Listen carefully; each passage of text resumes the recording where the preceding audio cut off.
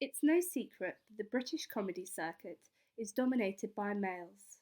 But how does Brighton scene compare? What are the key characteristics needed to be a successful comedian?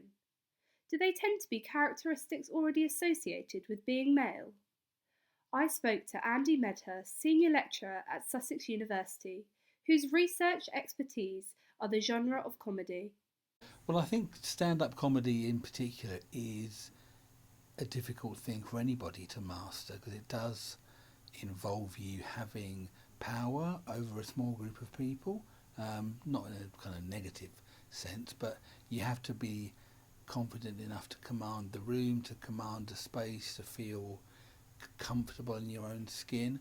And men and women are socialised in relation to that quite differently. Sometimes it can be more of a more of a leap for a woman to have that confidence and ability to control the space and control an audience than it can be for a man. I'm not saying it should be, far from it, but that's often what people seem to imply. Brighton comedian Julie Oliver disagrees with Medhurst that being comfortable in your own skin isn't necessarily a characteristic needed to be a successful comedian.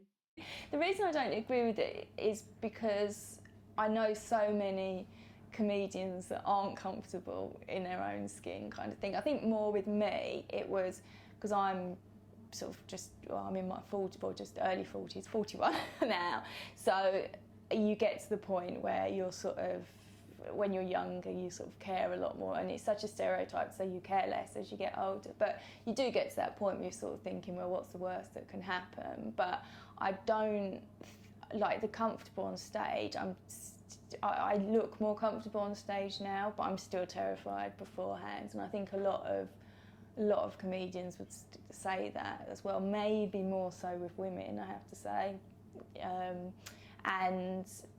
Yeah, so the confidence thing, it comes through experience. You sort of I'm more comfortable now, but I certainly wasn't to start with, and I still sort of feel like, oh God, if only I could have done that, like I can do it when I'm practicing, kind of thing.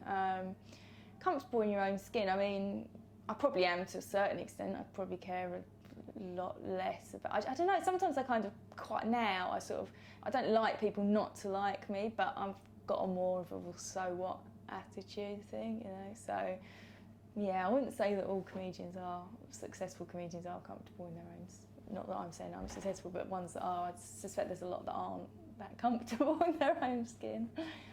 I asked both Julie and fellow Brighton comedian Jane Postlethwaite whether they've ever felt as if they needed to fit into a certain stereotype as a female comedian in Brighton.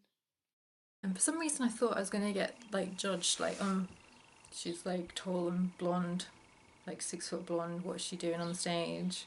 I thought I'd get, because you as a comedian you're putting yourself out there for people to instantly judge what you look like and what you're saying. So yeah, before, when I was first starting out, I kind of dressed down, and then as I got more and more confident I dressed more as myself. So putting red lipstick on and a bit of makeup and doing my hair nice. There are expectations of what funny people will appear to be. One of the interesting things about it, I think, is about physical appearance, because comedians can be strange looking. Some famous comedians are not exactly pin-ups, not exactly good looking. But for a woman who has unconventional looks or an unconventional appearance, to have the confidence to go into the public sphere and perform is again more of an ask. It's more of a reach for those female performers to take. So there is an issue there, and there is an assumption from audiences even now, I think, that women who are funny will be expected to conform to certain limited stereotypes.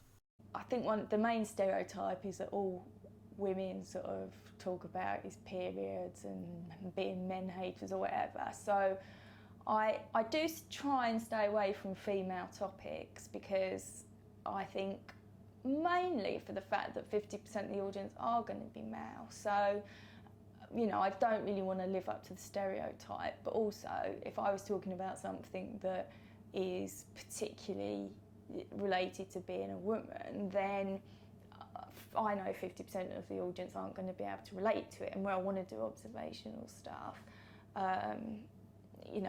that would sort of go against what I want to do. Having said that, that does sort of show the inequality, because if I did want to talk for 5 minutes about my periods, why shouldn't I? Although there are still many inequalities and stereotyping of female comedians, this has improved significantly over the last 10 years. Certainly in Brighton, on the newcomer scene, there are more females emerging than there are males.